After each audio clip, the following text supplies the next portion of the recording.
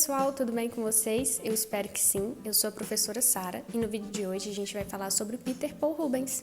Mas antes de começar esse vídeo, você já sabe, deixa o seu like, se inscreve no canal, ativa o sininho para receber todas as notificações e participe da nosse campanha no Apoie-se. A partir de R$2 você consegue ajudar o canal a continuar produzindo conteúdo de qualidade para você.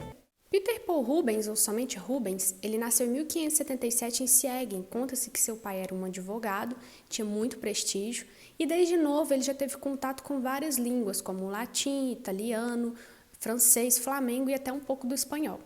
Os primeiros 11 anos da vida dele, ele passou na colônia da Renânia, longe da Holanda e da Antuérpia. Isso se deu porque ele, juntamente com sua mãe, seu pai e seus 2 irmãos, tiveram que fugir por causa da briga que estava acontecendo entre católicos e protestantes. Se você não sabe o que é essa guerra entre o protestantismo e o catolicismo, as reformas que se deram na igreja, eu vou deixar um link aqui embaixo de um vídeo bem sintético que explica um pouco dessa confusão aí que se deu. E a partir disso você vai compreender um pouco, às vezes, quando eu citar algumas coisas relacionadas à vida dele. Porque, como vocês vão perceber, além de pintor, ele foi um grande diplomata. E essa diplomacia estava muito ligada em trazer a paz para o próprio território dele. Então, esse ambiente no qual ele está inserido, está entre essa guerra, né, esses conflitos entre a Igreja Católica e o protestantismo e, posteriormente, o calvinismo. Estudando Rubens, você vai perceber que ele foi criado, né, a sua infância se deu no catolicismo, mas posteriormente ele acabou indo para o protestantismo. Mas em questão de trabalhos, ele acabou trabalhando tanto para mecenas católicos quanto para os mecenas protestantes. E às vezes pode parecer estranho para a gente essa questão do artista mudar muito de lado, mas isso é bem comum. A gente pode pensar no próprio Leonardo da Vinci, que eu já falei em um outro vídeo, em que enquanto ele estava trabalhando para Milão tinha uma guerra sangrenta ali com a França, e aí a França ganha aí a guerra contra os milaneses e depois Leonardo vai trabalhar para a França. Então isso é muito comum. O início do Barroco se deu mais para o final do século XVI. Vocês podem pensar aí no Caravaggio, que eu já falei dele aqui para vocês em um vídeo específico, na Artemisia Gentileschi.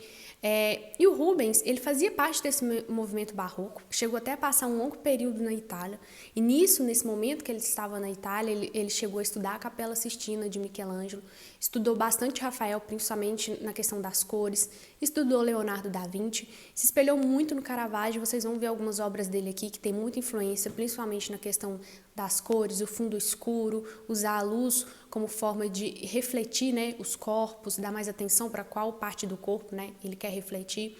Então, ele se espelhou em vários artistas italianos e concebeu aí o seu próprio barroco.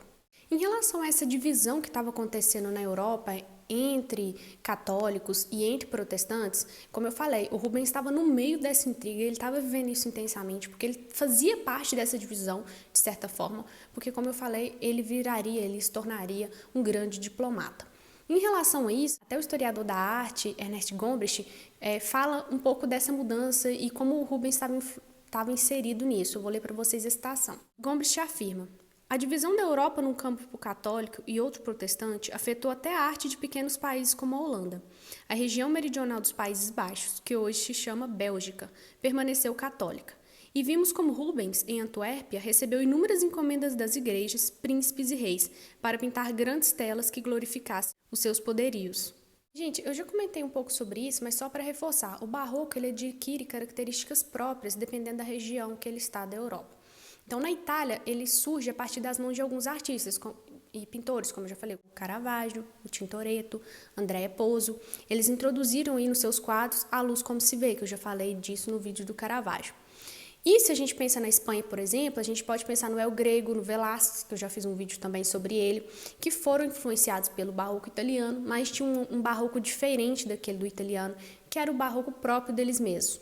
Se a gente pensa nos Países Baixos, a pintura barroca ela se dividiu em 2 modos. O primeiro, na Bélgica, que se caracteriza pela experiência emocional, os movimentos dos elementos dinâmicos do desenho. Segundo, na Holanda, que o barroco apresenta cenas do cotidiano, da vida comum, do trabalho, que era bem diferente, porque como a gente pensa no barroco, a gente sempre vai pensar naqueles anjinhos, aquela coisa bem cheia, muitas cenas ligadas à religiosidade. E na Holanda ele adquire essa característica que enfatiza mais a vida comum, a vida da população, a vida camponesa. Mas ainda assim, existe coisas em comuns, até porque se não existisse, não teria essa denominação homogênea do barroco, né? Se eu falasse para vocês que cada um é diferente, você fala, Então por que é barroco se cada um é diferente? existem características comuns entre esses artistas, como a emoção sobre a razão, a luminosidade, o contraste, os movimentos e expressão dos sentimentos, e os temas são variados, como religiosos, mitológicos, bucólicos, mas não são aqueles temas religiosos, mitológicos e bucólicos que a gente via antes no Renascimento. Tem uma mudança, principalmente na questão do preenchimento dos quadros. Antes você tinha toda aquela questão da perspectiva, o corpo no centro do quadro, uma paisagem no fundo, né, para causar a profundidade, a perspectiva. E no barroco você já não respeita mais essa questão da ordem dos corpos, a perspectiva, a luz. Você enche o quadro, coloca muitos anjos, muitos personagens. É uma coisa que ocupa muito os seus olhos. Você não consegue olhar exatamente, definir quem que é o personagem central, a cena. Às vezes tem mais de uma temática no mesmo quadro. E isso é uma das diferenças fundamentais desse rompimento aí entre o Renascimento e o Barroco. Mas a gente não pode pensar também que é um rompimento total. Então, a gente vê ainda nas obras dos primeiros barrocos, né, como a gente pode pensar no Caravaggio, ainda muitos traços do Renascimento. Porém, a gente tem que pensar que essa mudança da forma de pintar, ela é muito gradativa, tanto que muitos historiadores da arte afirmam que o primeiro barroco italiano foi o próprio Michelangelo. E se a gente pensa em Michelangelo, ele é um dos maiores símbolos do Renascimento. Diz que a partir da Capela Sistina, né, aquelas temáticas, aquilo influenciou muito os pintores futuros que dariam obra ao barroco, como o próprio Rubens, como eu disse, que passou um período na Itália e teve contato com a Capela Sistina e se influenciou através dela. Através das cartas e relatos, a gente vê que desde muito cedo o Rubens ele já tinha aí uma vocação para ser pintor. E inicialmente, como eu falei, ele começou a tratar de temáticas religiosas, mas depois ele acabou, religiosas católicas, mas depois ele acabou indo aí a pintar pinturas em relação à contra-reforma religiosa. E com 15 anos, ele se tornou aí aprendiz já de alguns mestres, como Adam van Noort, Tobias e finalmente Otto van Veen, que foi quem exerceu grande influência e incentivou aí para a Itália para conhecer os grandes mestres, como já falei nos outros vídeos, que era muito comum essa transição dos artistas de ir para a Itália para aperfeiçoar a sua técnica e aprender com os mestres italianos. E a partir disso, desses estudos que ele exerceu na Itália sobre pintura, ele acabou adquirindo aí o seu título de mestre. E esse título de mestre, que veio da Corporação dos Pintores de Antuérpia, era uma honraria, e isso habilitou ele para ser um profissional da pintura, e a partir disso ele teve encomendas como do cardeal da Áustria, e deu início a pinturas de igrejas, retratos da aristocracia, da burguesia, e em 1600 ele chega em Veneza, onde ele começa a ter os seus primeiros contatos com a pintura de outros grandes mestres. A gente não pode pensar que esse contato da influência italiana se deu somente em Florença, em Roma, mas aí dos círculos próximos, até em Milão, por exemplo, foi um local onde ele aprendeu a aperfeiçoar sua técnica. E em 1603 ele já começa a receber essas encomendas mais importantes. Ele vai trabalhar aí na Espanha, a mando de Filipe III.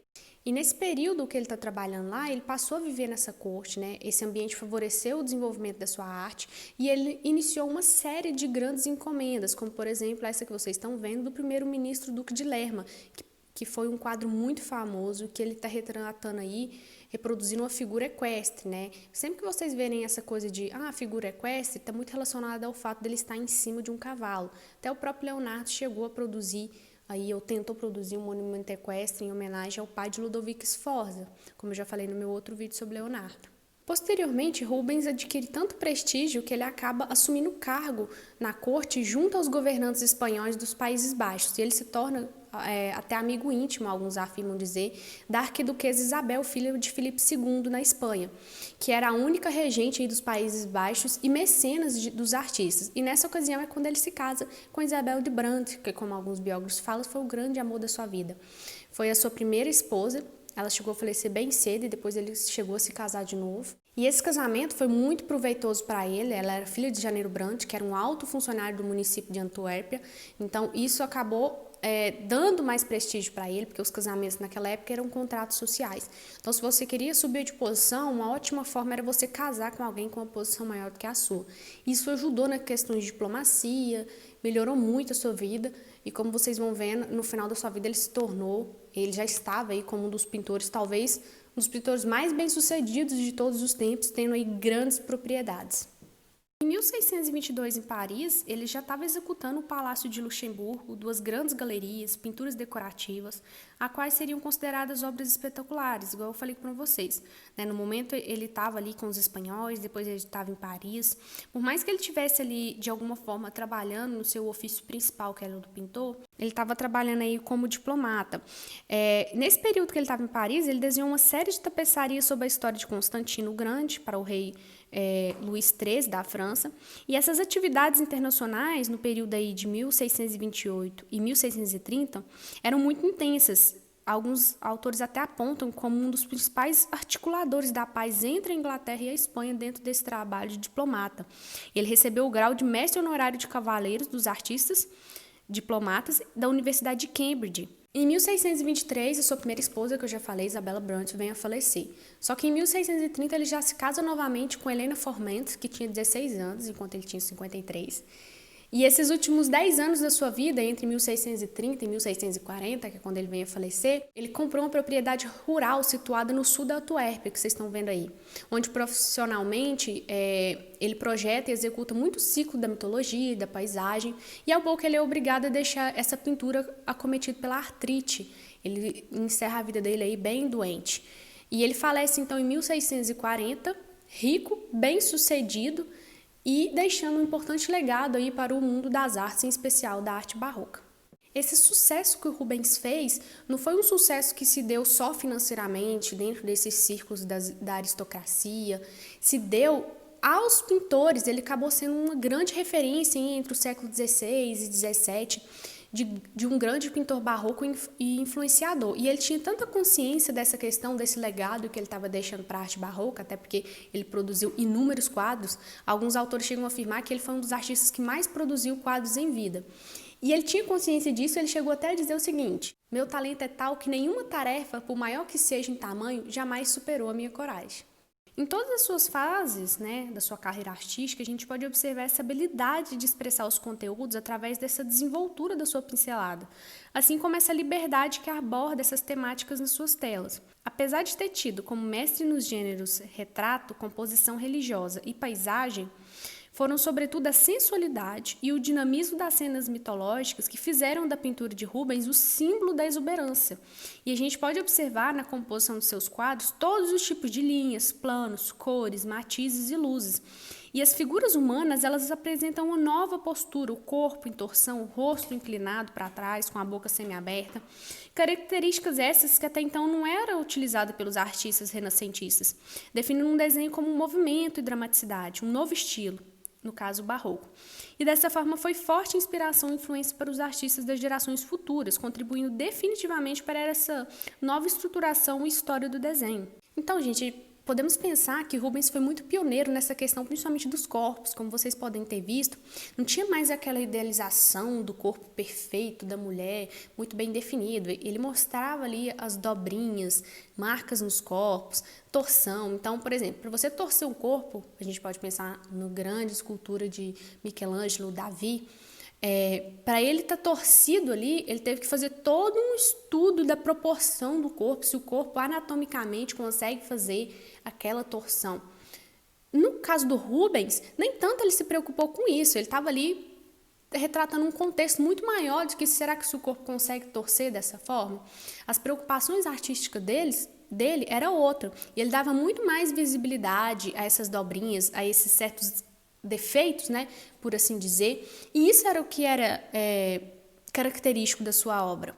E por mais que a população já começasse a se adaptar a essa questão da expressividade dos rostos, como a gente pode pensar no Caravaggio, a Medusa, aqueles rostos mais escancarados, que antes a gente não tinha isso, principalmente retratar alguém com a boca aberta ou sorrindo, isso era inadmissível.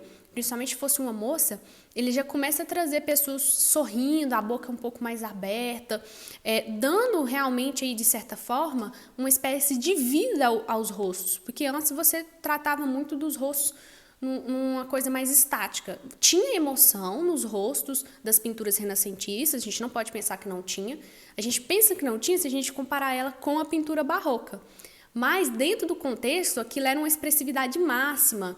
Assim, eu sou suspeita para falar porque eu amo o Renascimento, né, gente? Vocês já sabem. Mas, se a gente compara o Barroco com o Renascimento, a gente vê que tem uma mudança maior ainda na questão de vivacidade dos rostos, expressividade. Mas não quer dizer que o outro período não tinha. Tinha dentro das concepções e aquilo já era, em tese, um grande avanço. Sobre as questões da diplomacia, o Gombrich chegou a falar de Rubens também. Ele diz o seguinte: quando viajava de corte em corte como hóspede de honra, era frequentemente encarregado de delicadas missões políticas e diplomáticas, destacando-se entre elas a de conseguir uma reconciliação entre a Inglaterra e a Espanha, no interesse do que hoje chamaríamos de bloco reacionário. Nesse meio tempo, mantinha-se em contato com os humanistas contemporâneos e sustentou longa correspondência em latim erudito sobre questões de arqueologia e arte. Seu autorretrato com a espada de gentil homem mostra que ele tinha uma perfeita consciência de sua destacada posição. Contudo, nada existe de pomposo ou fútil na expressão astuta de seus olhos. Ele continuou sendo um verdadeiro artista. Essa questão da diplomacia envolvia muito uma questão pessoal para o próprio Rubens, porque, como eu falei, Flanders era uma terra desolada pela violência, ela estava sendo ocupada ali pelo Império Espanhol, e a Espanha se erguia como uma superpotência internacionalmente. A gente pode pensar que nesse período que começam as navegações, a expansão, então eles estavam ali a pleno vapor. E ela estava rivalizando muito com a Inglaterra, com a França, com esses poderes da Europa moderna, que estava fragmentado por várias questões religiosas, dissidentes do cristianismo universal católico. Então estava tendo um conflito não só por questões de terras estrangeiras, né, a colonização mesmo, mas questões internas dessa divisão do catolicismo, e isso estava gerando vários conflitos e, consequentemente, muitas terras, muitos povos estavam sendo devastados, e a gente pode pensar que depois disso até volta aí, depois do Concílio de Trento, a questão da própria Inquisição, que serviu muito para perseguir os protestantes que estavam surgindo. Então, querendo ou não, começa essa guerra religiosa, e isso influenciava muito. Então, tinha uma questão muito política e pessoal do Rubens em se interessar por a questão da diplomacia.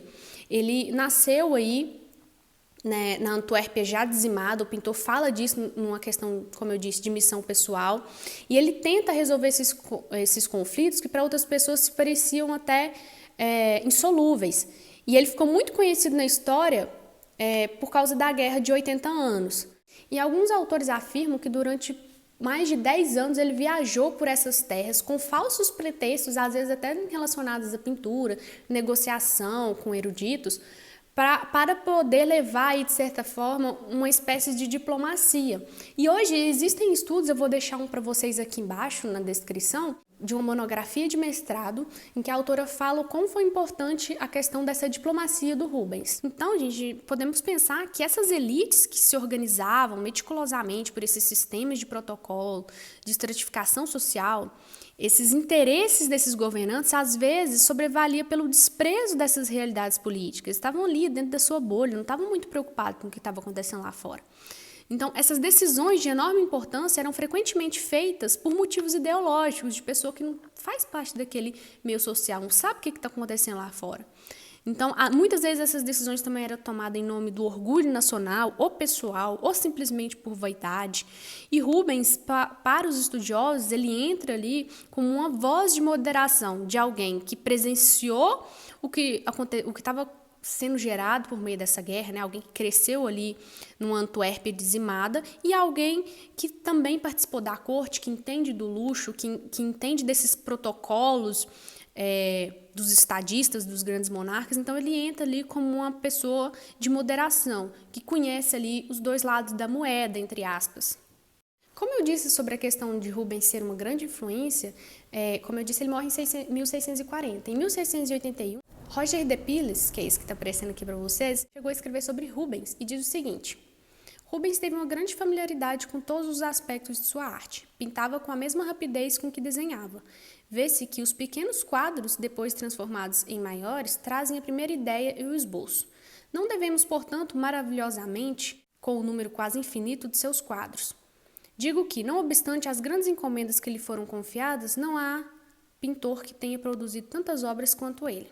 Alguns autores alegam, como o próprio Roger falou, sobre a questão dele pintar muitos quadros com muita rapidez, produzir tanto durante a vida, está muito ligado à sua forma de pintar, que estava muito ligado à questão do esboço, né? Não tinha o traço muito bem definido. Então, se você não está muito preocupado, né? Não é o seu interesse enquanto artista, mostrar ali bem delimitadamente os traços dos seus personagens ou das formas, objetos que você vai tratar, acaba que, de certa forma, você produz ali uma pintura mais em tons de esboço, como eu já falei no meu outro vídeo que eu fiz do Delacroix, que é bem posterior a esse momento, em que ele também tem essa técnica mais do esboço, mais espaçada, e faz com que você, de certa forma, possa produzir quadros mais rápidos. Mas isso também, né, gente, vai muito, claro que é uma observação dos autores por causa do Rubens, mas isso vai muito da questão do artista. Pode ser que ele produza as suas pinturas dessa forma, né, do esboço,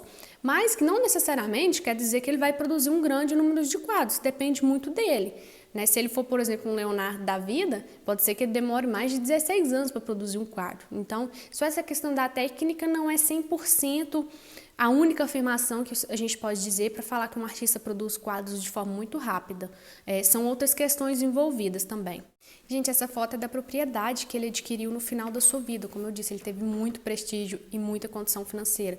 Hoje, esse castelo aí, que a gente pode dizer, está avaliado em 4 milhões de euros. Algumas várias coisas boas assim que a gente pode pensar que aconteceu na vida do Rubens é que em 1629 ele foi nomeado secretário do Conselho Secreto aí, que conduzia aí negociações de paz e até mesmo projetos de decoração de tetos. Então, essas nomeações dele lhe conferia várias funções. Em 1630, ele é nomeado cavaleiro pelo Carlos I da Inglaterra.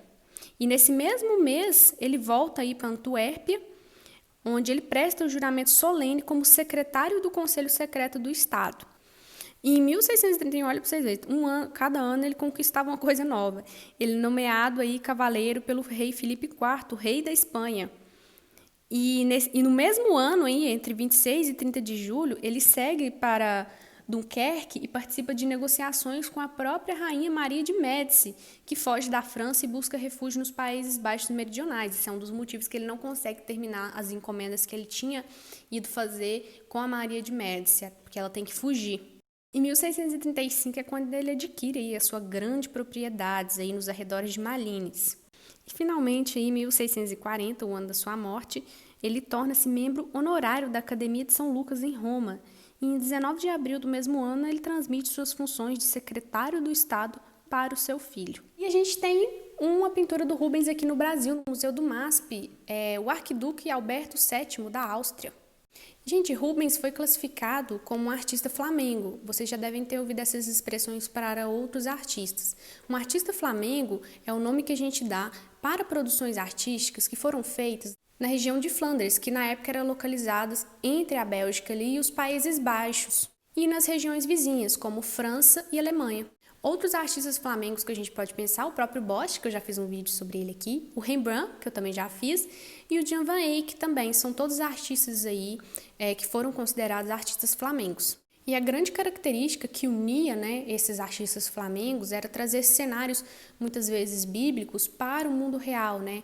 Dar uma certa humanização dessas cenas que eram tão idealizadas por serem temas sagrados, né? Então tinha uma forma diferente de você pintar temáticas sagradas e temáticas do cotidiano. Ou nem era pintado as temáticas do cotidiano. Eles trazem essas temáticas da vida cotidiana, pintando, por exemplo, quartos, pessoas comuns, camponeses. Eles começam a introduzir essa forma de pintar, que dá visibilidade ali a pessoas reais no seu mundo real, por assim dizer.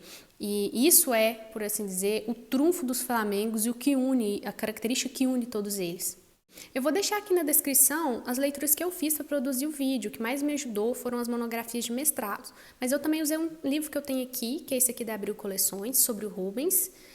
Tem a questão da descrição das imagens, a biografia no início. Para entender as pinturas foi até útil. Tanto que, posteriormente, eu vou fazer um vídeo para vocês analisando algumas das pinturas de Rubens. Eu vou tentar escolher, gente, porque ele pintou muitas obras. Então chegamos ao fim de mais um vídeo. Se você gostou, deixe seu like, para eu saber que você está gostando desse tipo de conteúdo. Se inscreve no canal e ativa o sininho, porque assim que eu posto você já recebe a notificação.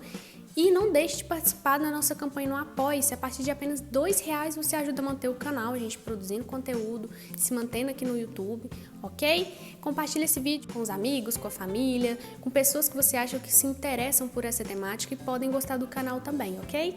Beijo e até a próxima!